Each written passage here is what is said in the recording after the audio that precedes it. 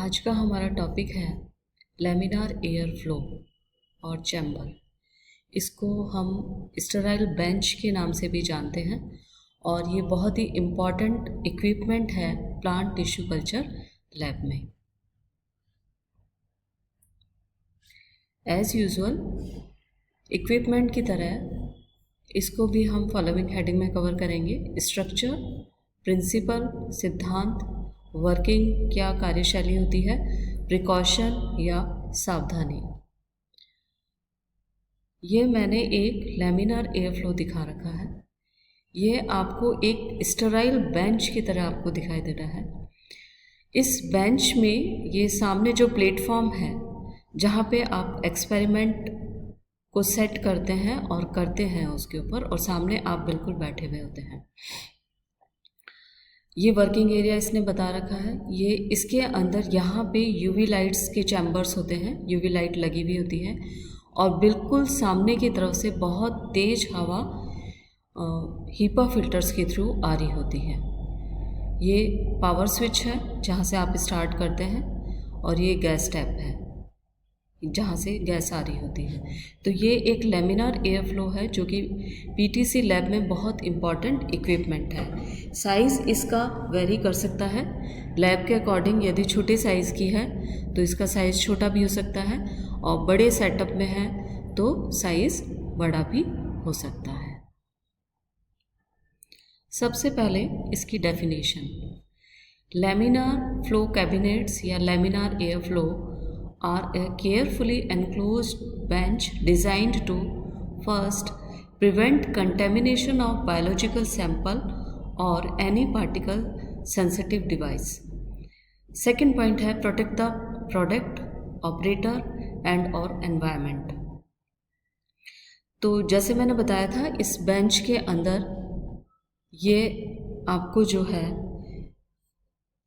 यहाँ से बहुत तेज़ जो हवा आ रही आती है थ्रू हीपा फिल्टर्स, वो एक तरीके से इसके अंदर जितने भी आपके बायोलॉजिकल सैंपल्स हैं उनको एक तरह से कंटेमिनेशन फ्री प्रोवाइड एयर करते हैं। और जो भी आप सैंपल या जो भी आपका एक्सपेरिमेंट आपने सेट कर रखा है उसमें भी कंटेमिनेशन फ्री आपको स्टेज या बेंच आपको प्रोवाइड की जाती है।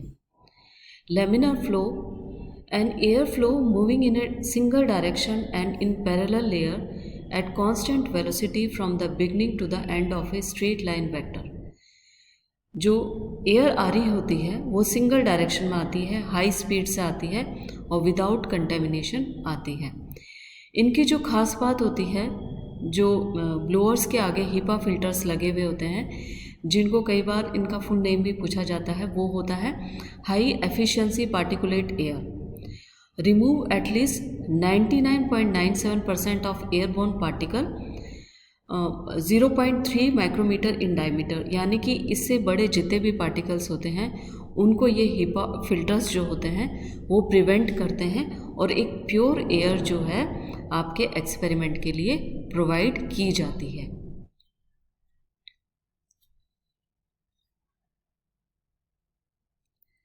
अब नेक्स्ट इसका पॉइंट आता है parts of laminar air flow.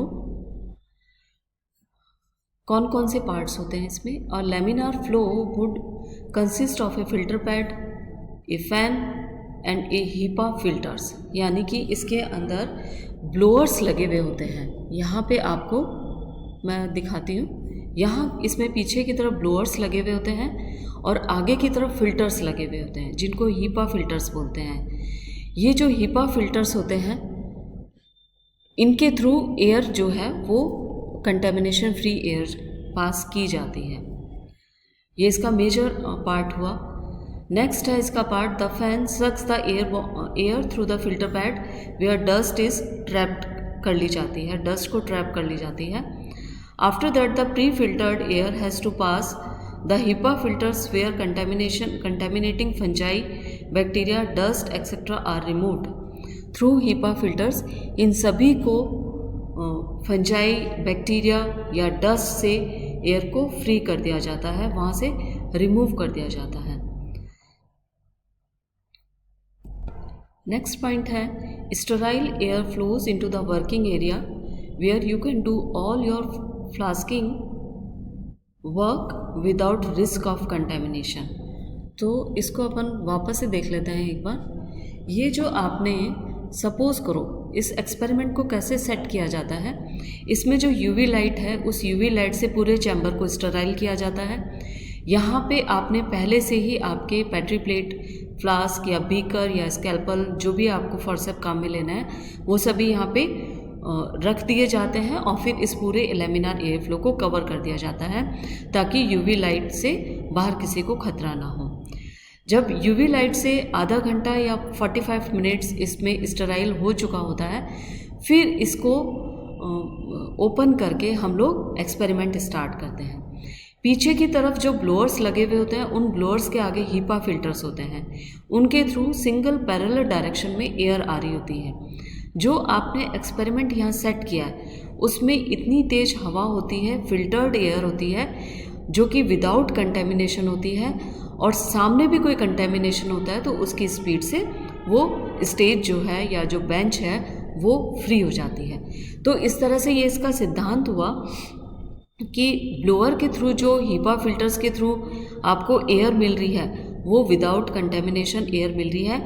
Area जो आपका चारों तरफ ये आपका एक्सपेरिमेंट का एरिया है ये भी विदाउट कंटेमिनेशन एरिया हो जाता है।